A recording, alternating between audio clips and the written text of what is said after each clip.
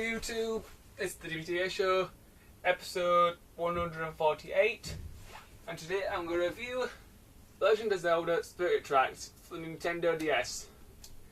This is a very good Zelda game, and it is a vast improvement on Legend of Zelda Phantom Hourglass, with the controls and everything. It's also a newer game I got for Christmas, and it is a very good game, so it's about time I reviewed it. So let's get started.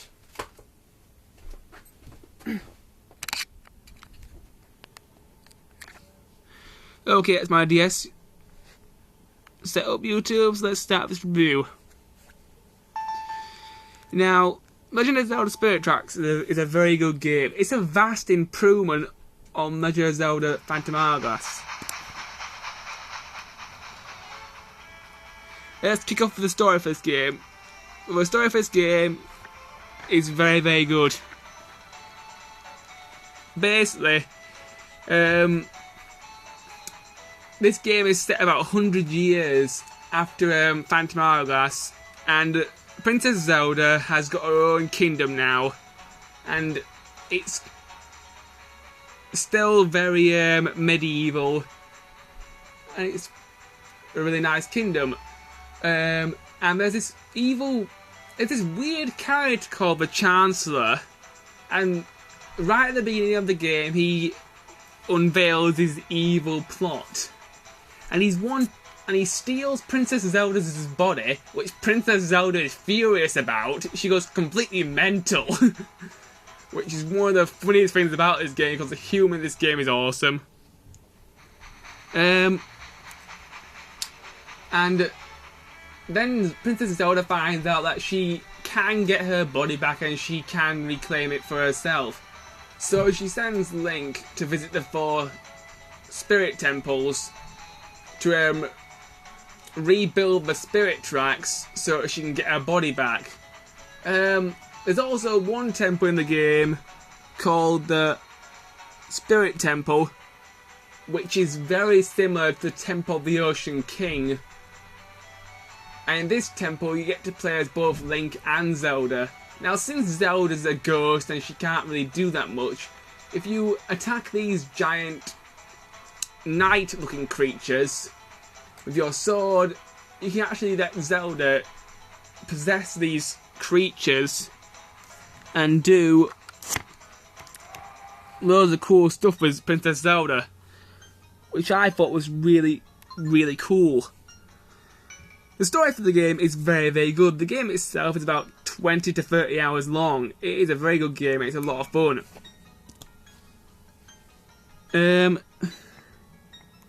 Graphics for the game. The graphics of the game are also quite good. Now, they look very similar to Phantom Hourglass, so the graphics still look a little bit blocky, and the game also is cel shaded. It looks like Legend of Zelda: The Wind Waker, which I think is great because I enjoyed playing Legend of Zelda: The Wind Waker. I also quite enjoyed Phantom Hourglass. Controls for the game. Controls for the game are also very, very good. Now, everything in the game is controlled with the stylus, which in some ways can be annoying, and in also some ways can be good. What works well with the stylus? Well, sword fine works very well. You got your to slash, you just draw a line. You can slash. You can thrust. To roll, you just double tap instead of drawing a stupid circle like in the original, like in Phantom Hourglass.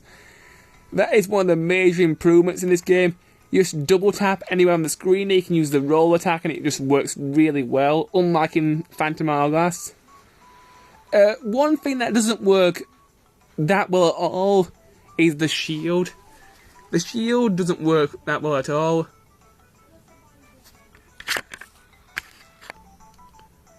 Okay, I'm back now, YouTube. I just had to go sort something out. Now, back to what I was saying. The controls for this game are very, very good. You touch where you want to go, you can also move around. There's an auto jump like in most Zelda games. The controls work really well. If you want to use your item, you just tap the icon in the top right hand corner of the screen. Use your item. This item is called the Whirlwind. You have to blow into the microphone to make it work. There is 2 weapons in the game that use your microphone. One is the Whirlwind and one is the Spirit Pipes. Both of them work quite well, although the Spirit Pipes can be a little bit annoying at times. If you touch the bottom part of the screen where it says menu, you can look at all your different items. I'll talk about different items later in the review.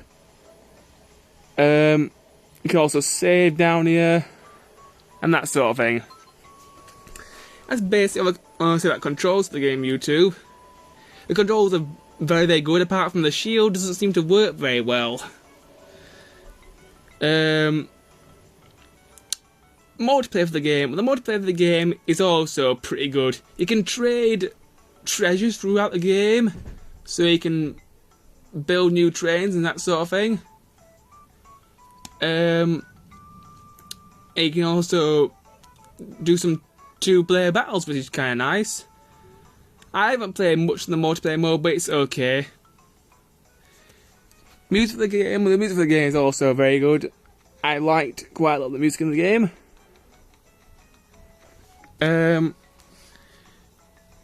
Another thing I want to talk about in the game are the dungeons. There are 6 different dungeons in the game, and a lot of them are a lot of fun.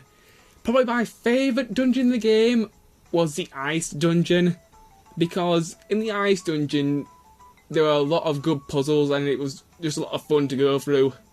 One of the major puzzles in the ice dungeon involved pushing ice blocks, and basically you had to push the ice blocks into a room, and in the dungeon you got a boomerang, and the boomerang's new power in this game is that if you throw it at a candle, it sets itself on fire. You can attack enemies with fire, which is really cool.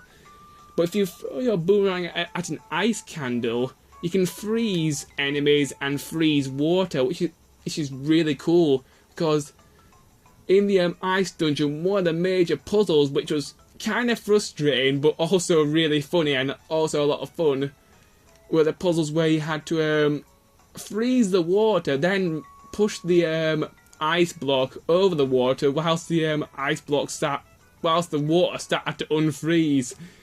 These puzzles were kind of difficult, but they were also a lot of fun. So the ice dungeon was definitely my favourite. Another dungeon I really liked was the Spirit Temple. The Spirit Temple is probably one of the most complex dungeons in the game. You'll come to this dungeon after every level in the game to unlock a new part of the world map. And this is the only dungeon that I know where you can play as Zelda. And some of the puzzles can be really complicated, and it's just a really good dungeon. And it is very, very big. It's about 15, 16 floors. It's fucking huge. Another good thing about this game is definitely the gameplay. The gameplay is about 20 to 30 hours long. It's a very good long game. There's also a lot of side quests to do to keep you entertained after the game's finished. Good about this game. Good about this game is definitely the story. The story is very funny. It's a very good story. The good about this game is definitely the cutscenes. The cutscenes are also very funny. Anyway, YouTube, I've run out of time, so see you in part 2, which I'll continue the review.